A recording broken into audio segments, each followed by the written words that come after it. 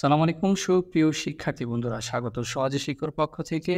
আজকে আমরা যৌগমূলক নিয়ে আলোচনা করব। এর আগের যে পর্ব ২ টি আমরা করেছি, তোমরা যারা এখনো দেখোনি তারা দেখে নাও। যারা দেখেছো তাদেরকে ধন্যবাদ। আর আমাদের চ্যানেলটি অবশ্যই কিন্তু সাবস্ক্রাইব করে ফেলো। কারণ আমরা ধারাবাহিকভাবে ভিডিও দিচ্ছি বিভিন্ন ক্লাসের বিভিন্ন বইয়ের গুরুত্বপূর্ণ বিষয়গুলো আমরা সহজবোধ্যভাবে উপস্থাপন করার চেষ্টা করছি। তো শিক্ষার্থী বন্ধুরা, এখন আমরা আজকে মূলত আলোচনা করব যৌগমূলক নিয়ে। তো প্রথমত আমরা যৌগমূলকের কিছু কি বৈশিষ্ট্য জানবো। চলো আমরা যৌগমূলকের কিছু বৈশিষ্ট্য জেনে নিই আগে। তো যৌগমূলকের বৈশিষ্ট্যগুলোর মধ্যে এখানে দেখা যাচ্ছে যে যৌগমূলকটা অবশ্যই ধনাত্মক বা ঋণাত্মক চার্জ যুক্ত হবে, চার্জবিহীন হবে না। তো হয় ধনাত্মক না হয় ঋণাত্মক এরকম হবে।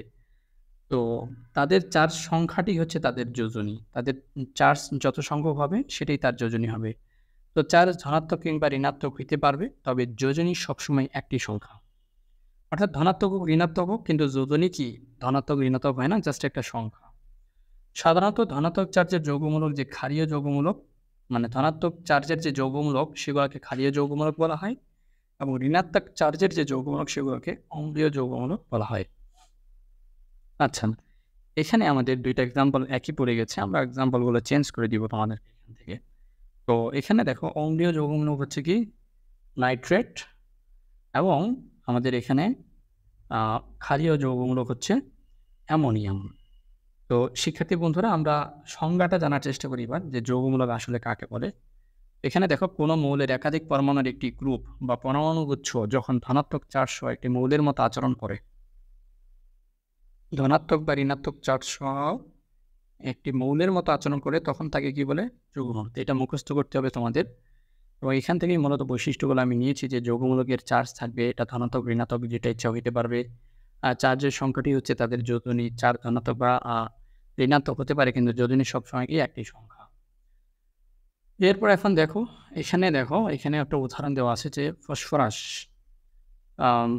পরমাণু 3টি হাইড্রোজেন, এরপর হচ্ছে কি এইচ হাইড্রোজেন পরমাণু এবং একটি H+ হাইড্রোক্সাইড যুক্ত হয়ে ফসফোনিয়াম আয়ন, ঠিক আছে, PH4+ নামক একটা যৌগমূলক তৈরি করে। যেহেতু PH4+ যৌগমূলকের চার্জের সংখ্যা +1, আর আমরা পড়েছিলাম যে চার্জের সংখ্যাটাই তার যোজনী, সেই হিসেবে এর যোজনী হবে 1।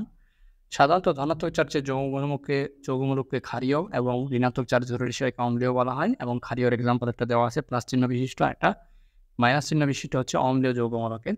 এরপরে এখানে এই যে চারটা আছে এটা তোমাদেরকে মুখস্থ করে দিতে হবে, যেটার নাম কার্বনেট, এটা অ্যামোনিয়াম, সালফেট, এটা হচ্ছে ফসফেট।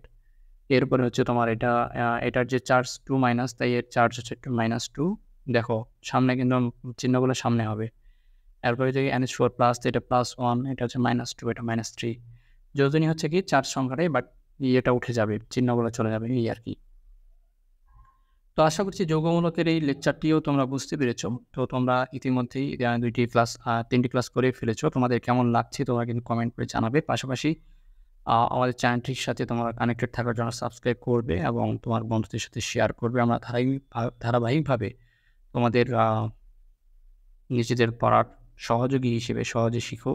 সবসময় তোমাদের সাথে আছি। বিদায় নিচ্ছি আজকের মতো। আসসালামু আলাইকুম।